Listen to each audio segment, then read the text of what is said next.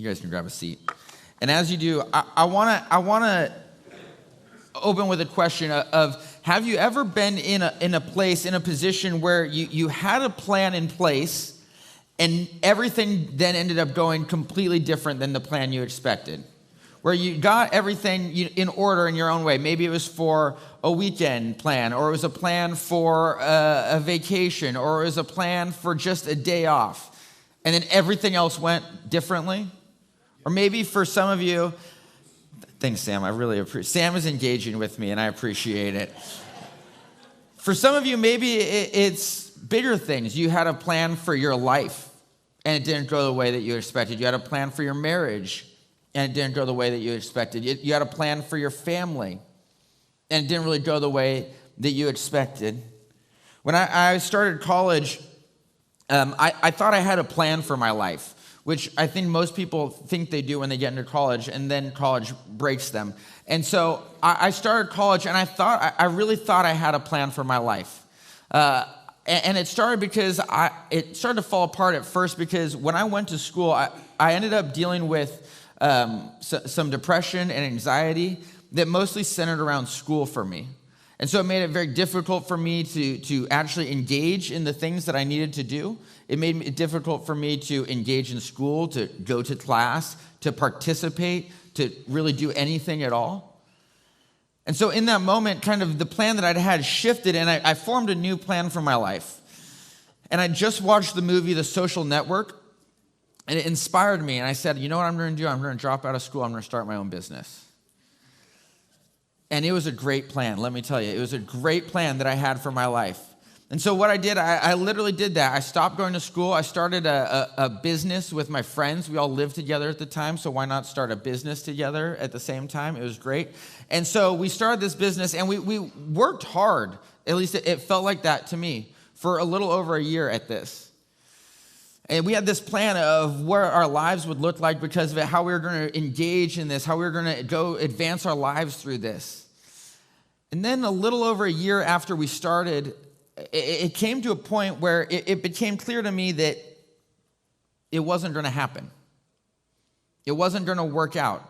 That either the plan hadn't gone the way we expected, or that maybe the plan was just not very good to begin with. That maybe we messed up somewhere along the line, or maybe just by sheer bad luck, it didn't work out. But it came to a point, it came to a head in my life where I vividly remember one night sitting there in my room realizing this is it, it's over. There's nothing else here for me. I can't keep going forward like this. There's no point to this. I got left in this position of trying to figure out what's next.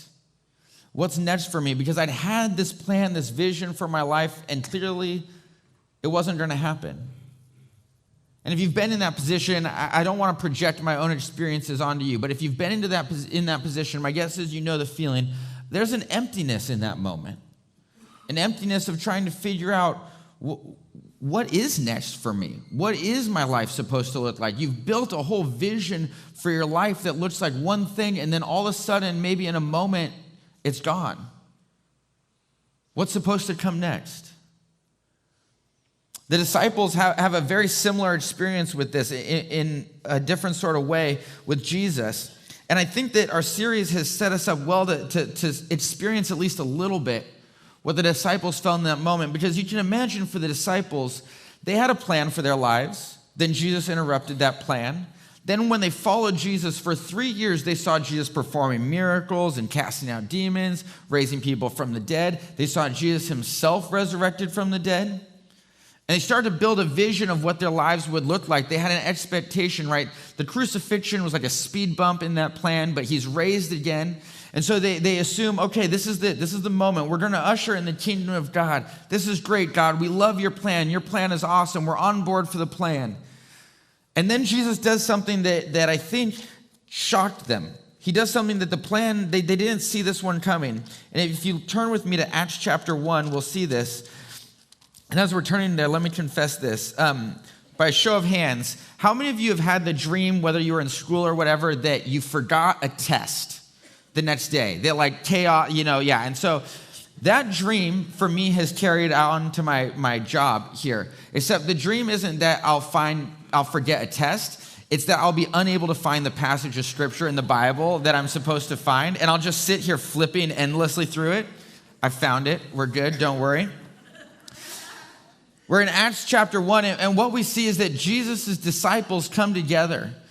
And this is after the resurrection. Jesus gathers them together, and he's going to talk to them, and then he does something they didn't expect. And it says this, Acts chapter 1, starting in verse 7, it says, he said to them, it is not for you to know the times or dates the Father has set by his own authority, but you will receive power when the Holy Spirit, comes on you, and you will be my witnesses in Jerusalem and in all Judea and Samaria and to the ends of the earth. After he said this, he was taken up before their very eyes, and a cloud hid him from their sight. Jesus, the light of the world, descended into the darkness to be with us, to be with the disciples. And then what happens? He's taken up again into the sky and hidden from their sight by a cloud. The light of the world came down into this world to be with us, and then he's taken up and they can't see him anymore. And the incarnation, right? If the incarnation is our constant reminder that God has not abandoned this world, that he is at work in this world, that he is Emmanuel, God with us, then what's the ascension into heaven? Because if I'm being honest, it's hard to imagine a more powerful image of literally abandoning this world than the light of the world going back up into heaven and hiding behind a cloud. It's hard to imagine a more powerful image of us being left here to our own devices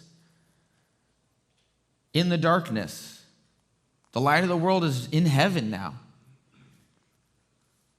But we know God's promise is that he will not abandon us to the darkness. He's not abandoned this world. He's still at work in this world. And we see, right, he sends the Spirit, his Spirit to be with us. But there's darkness all around us still. There's darkness in the world. There's darkness in our communities. There's darkness in our own lives. There's darkness everywhere. Where's the light of the world?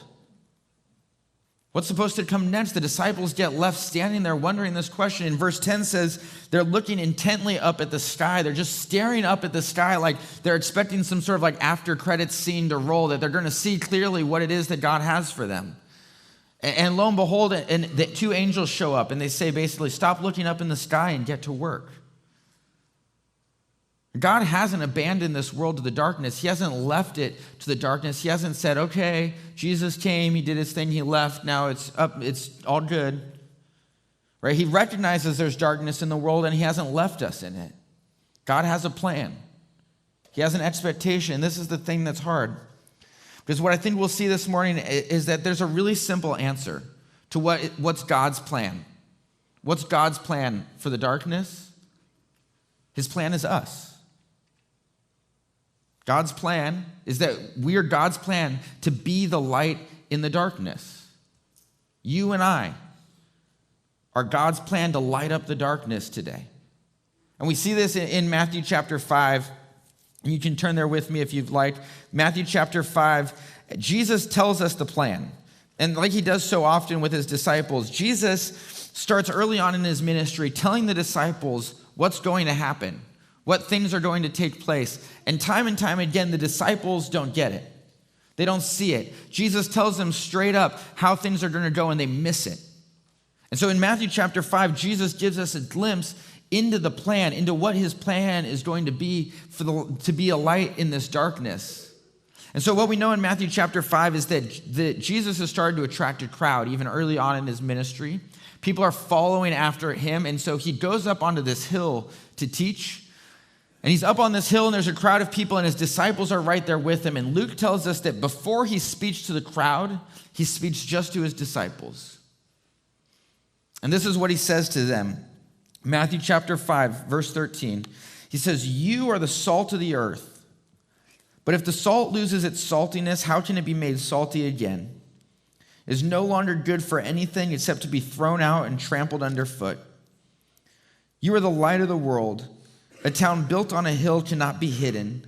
Neither do people light a lamp and put it under a bowl. Instead, they put it on its stand, and it gives light to everyone in the house. In the same way, let your light shine before others, that they may see your good deeds and glorify your Father in heaven. What does Jesus say the plan is? He says, you are the light of the world. You are the light of the world. He takes the same words that he uses in John 8 to describe himself, right? That Bill looked at on Christmas Eve. When he said, I am the light of the world. Whoever follows me will never walk in darkness, but will have the light of life. Jesus describes himself that way. And then in Matthew 5, what does he say? He says, you are the light of the world. Now I start to hear that, and I can feel the anxiety level start to rise a little bit, okay? I can hear the voice in the back of my head saying, whoa, you are not good enough to be the light of the world. You are not qualified enough to be the light of the world. You stood up there just 2 weeks ago and said you love your darkness. That doesn't sound like the light of the world. And I'm tempted to think, I'm inclined to think that impulse is actually not a bad impulse. It probably goes too far sometimes. But the truth is that none of us is qualified to be the light of the world. None of us is capable. None of us is prepared. None of us are good enough to be the light of the world. It's not like we enter into darkness and the darkness flees before us. If we have that kind of confidence, we probably should reassess our confidence levels in ourselves. But like the moon reflects the sun, we have an opportunity to reflect Jesus' light into the world. Right? The moon is just a rock in space. It's just floating up there. I don't understand the physics. I'm not smart enough for that. But it's up there. It doesn't light up on its own. It doesn't have any source of energy. It doesn't have any source of light from itself. All it does is reflect the light of the sun back to us. And what Jesus invites us to is to do just that, to reflect the light of the world back into the world, to reflect the light of life that Jesus has given us into the world around us. And luckily for us, I think Jesus gives us some sorts of parameters here, some sort of these areas for us to look at for what it looks like to actually be the light of the world. And he does it in these verses here. And so we're going to start actually at the end and work our way up, if that's okay. And if you said no, we were going to do it anyways, because that's how I planned it ahead of time. But we're going to start in verse 15, because here's what we see is that Jesus says this. He says, neither do people light a lamp and put it under a bowl. Instead, they put it on its stand, and it gives light to everyone in the house. In the same way, let your light shine before others, that they may see your good deeds and glorify your Father in heaven. So what I want us to start with is to see that Jesus is inviting us to shine his light in your household. He's inviting you to shine the light of Jesus in your household. Now, some of you are in here thinking, great, nailed it. My household's just me. Got it, good. But this is why it's important for us to understand what Jesus is actually saying, what he's actually talking about, what he's actually trying to get at. Because for us, when we hear the term household, we're inclined to think of, right, the nuclear family. Right now in 2019, it's the mom, the dad, 1.14 kids, right? That's a household. But in the ancient world, that's not what a household looked like. That's not what Jesus would have experienced in the ancient world. The word Matthew uses for household here, the Greek word, is the word oikos. And that probably sounds familiar because it's the Dannon brand Greek non-fat yogurt that you eat. This is not related to non-fat yogurt. It's about a house, a home, a small community. Because the oikos in the Greek world wasn't just, your mom, your dad, your kids. It was the mom, it was the dad, it was the kids, probably grandparents who all lived together. It was the servants who worked in the home. It was the slaves that the family probably owned. It was the employees in the business that the family ran. All of these people were considered part of the oikos of a family, of a person. Not just the people who live with them every day necessarily, but the people they interacted with. And what we know is that the Greek oikos was would usually be between 8 to 15 people. And that number is not a coincidence, right? If you've been here for a while, you've heard us talk about the 8 to 15 people in your life that God has called you to shine a light into, to reflect the light of Jesus into. The people who God has strategically and supernaturally placed in your life for you to be the light of the world for. And for some of you, that is your immediate family. That is the people who live in your house. Right? I work with our high school students all the time. For our high school students, their reality is that for almost the majority of them, their family, their parents, are the people who are on their 8 to 15. At my last check, just under 50% of the high school students here at Beachpoint come from unchurched homes.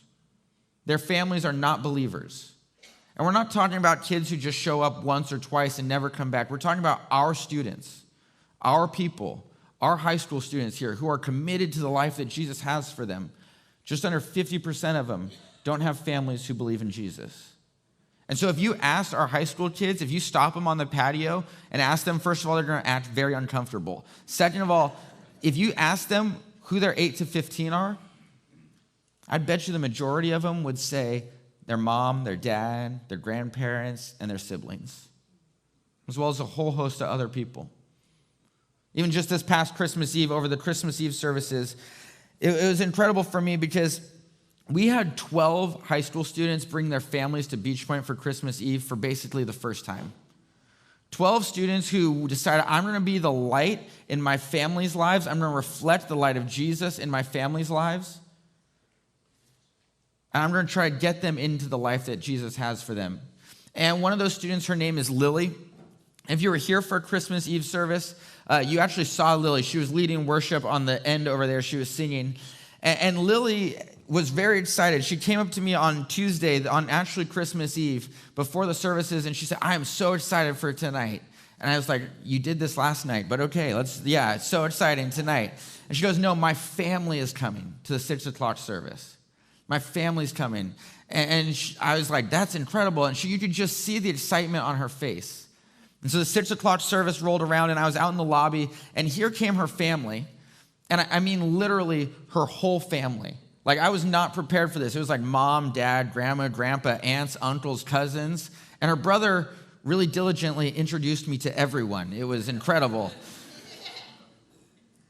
But Lily texted me afterwards, and she just told me how incredible the night was for her, because her family, she said, it was this incredible moment where she got to share her faith with her family. And they might have come out of obligation to her, but that God did something in that moment, that God was at work in that moment with her family.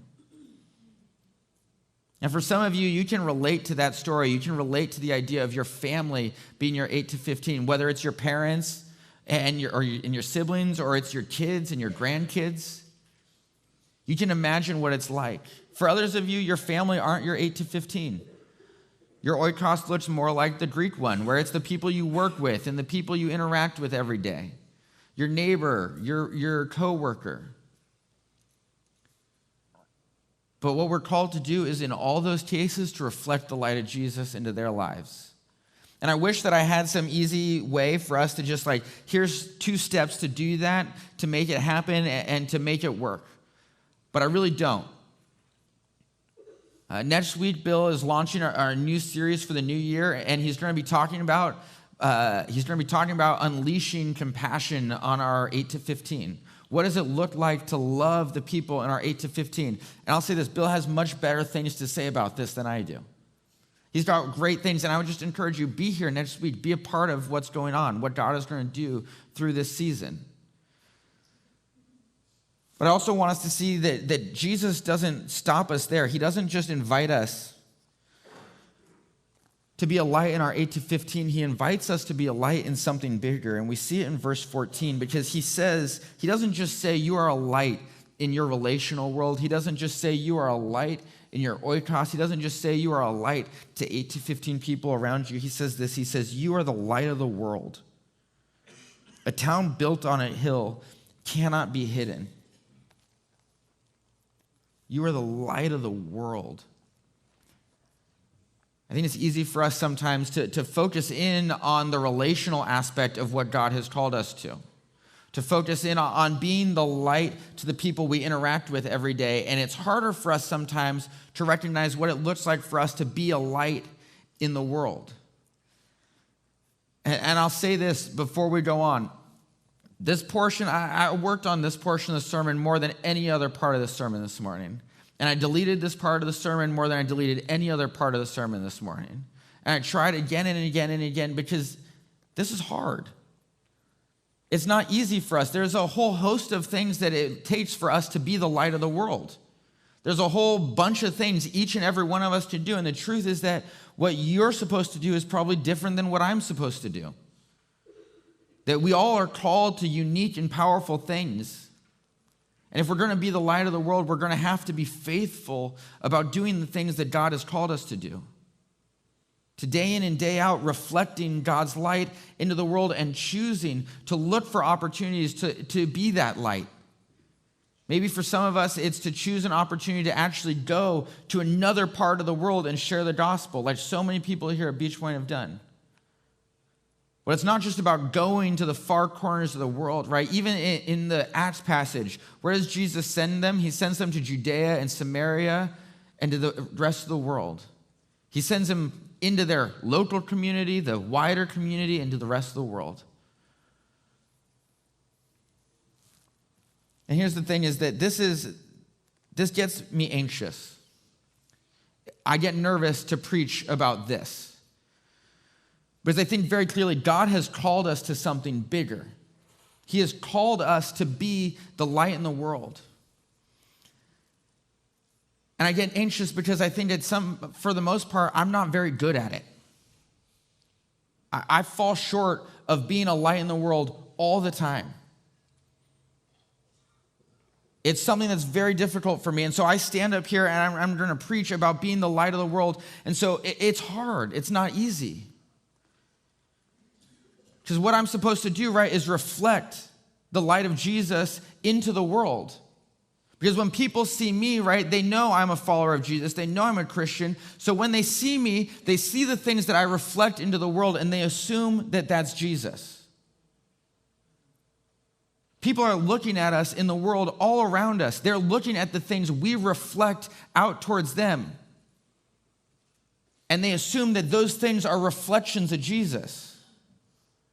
But I wonder for how many of us, the things that we reflect into the world don't really look a whole lot like Jesus.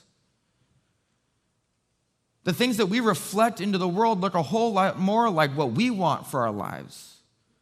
Look a whole lot more like what we chase after, the things that we desire. They look a whole lot more like our selfishness or being quick to anger, being all sorts of things that don't line up with Jesus. This has been my conviction because as I've, going through the Christmas season, this is the danger of the Bible, right? You start reading and then sometimes you don't stop. And I've been reading through the Christmas story, through the Christmas season. And so in Luke 2, you see the birth of Jesus, right? And you keep going and you get to Luke 3, and it's kind of a boring chapter. It's the genealogy of Jesus. But you get to Luke 4, and there's some really interesting stuff that happens in Luke 4. See, in Luke 4, Jesus goes back to Nazareth, his hometown. This is at the very start of his ministry. And we're going to look at this, and there's not going to be any slides. I'm sorry. This is extra credit. I'm sorry if this wasted 3 extra minutes of your time this morning. But Jesus goes back to Nazareth. He goes back to his hometown, and he begins his ministry, and he does it with a declaration about himself. He does it by declaring who he is and what he's come to do. And so it says this in Luke chapter 4, starting in verse 18. He goes to the synagogue. He unrolls a scroll from the prophet Isaiah in the synagogue, and he reads it out loud in front of this crowd. And it's the beginning of his ministry. He says this. He says, "The Spirit of the Lord is on me because he has anointed me to proclaim good news to the poor. He has sent me to proclaim freedom for the prisoners and recovery of sight for the blind, to set the oppressed free, to proclaim the year of the Lord's favor." Then he rolled up the scroll, gave it back to the attendant, and sat down. The eyes of everyone in the synagogue were fastened on him. He began by saying to them then, today this scripture is fulfilled in your hearing. When Jesus kicks off his ministry, when he has that first moment, right, what do they say? You only get a chance to launch once. You have to do it right. You have to say what you're about, what you're committed to, what you've come to do. And so here's Jesus' moment to kick off his ministry. And what does he say? He says he's come to proclaim good news to the poor. He's sent to proclaim freedom to the prisoners, recovery of sight to the blind, to set the oppressed free, and to proclaim the year of the Lord's favor. And here's why this was really convicting for me when I got to reading this. Is I don't think that what I reflect into the world looks like those things. I don't know if what I reflect into the world really looks like the things that Jesus said he'd come to do, to proclaim, to declare, to bring about. Or if what I reflect into the world looks more like the things I want and the things I chase after. People are looking at us to see what Jesus is like. And Jesus tells us again and again and again what he's like, and sometimes I don't think we reflect what Jesus is really like to people.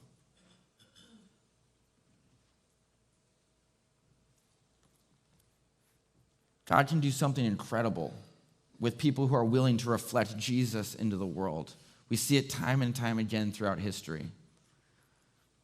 But that means that we're going to have to be the kinds of people who are willing to actually reflect Jesus and not the things we want to reflect into the world. But Jesus doesn't just leave us there. He starts with something really interesting. He doesn't start by talking about light. He starts by talking about salt. And he says this in Matthew 5:13, right? He says, you're the salt of the earth. But if the salt loses its saltiness, how can it be made salty again? It is no longer good for anything except to be thrown out and trampled underfoot. Now, I want to close with this image of salt, because what we know is that there's this place called the Dead Sea in the Middle East. It's in Israel. And the Dead Sea is the second saltiest body of water in the world. It is, it has a salinity of 37%. Okay? In comparison, the Pacific Ocean has a salinity of 3.5%. It's so salty that people will try to swim in it, right? You can go in it. And the description is that it feels more like floating than swimming because there's so much salt you can't really sink in it. But here's the thing about the Dead Sea that's really interesting. The Dead Sea is not the Dead Sea because it doesn't have a source of fresh water. The Jordan River, it flows right into the Dead Sea. It's the largest river in the region, just dumps fresh water into it every day. It is surrounded by springs of fresh water that pop up along its edges, that pop up underneath it and pour fresh water into it. The Dead Sea is the Dead Sea because it has no outlet for water. The Dead Sea is the Dead Sea because it receives and it doesn't give. And Jesus challenges us to something. He challenges us with this idea about being salt. And see, we've received a lot in the light of the world. We've received a lot from the light of Jesus, a light in the darkness that came to be with us. We have to be people who are willing then to give. Otherwise, we end up looking a whole lot like the salt that Jesus says is useless.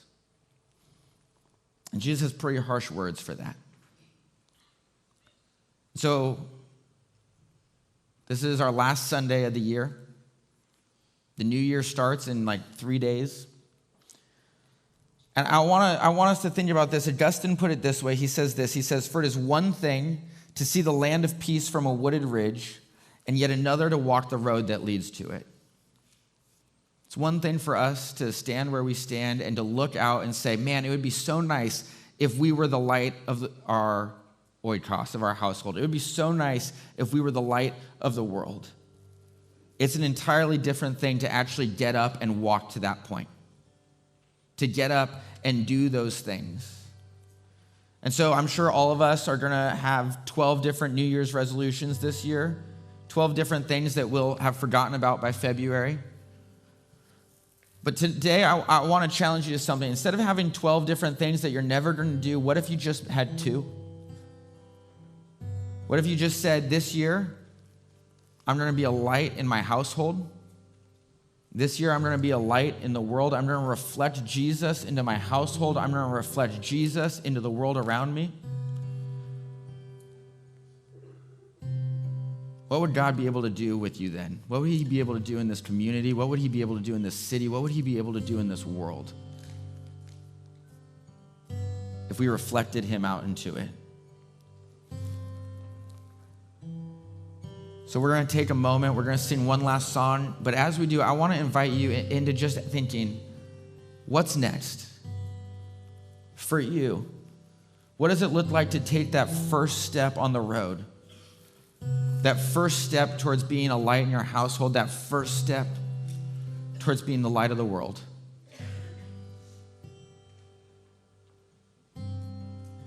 Let's close and sing together.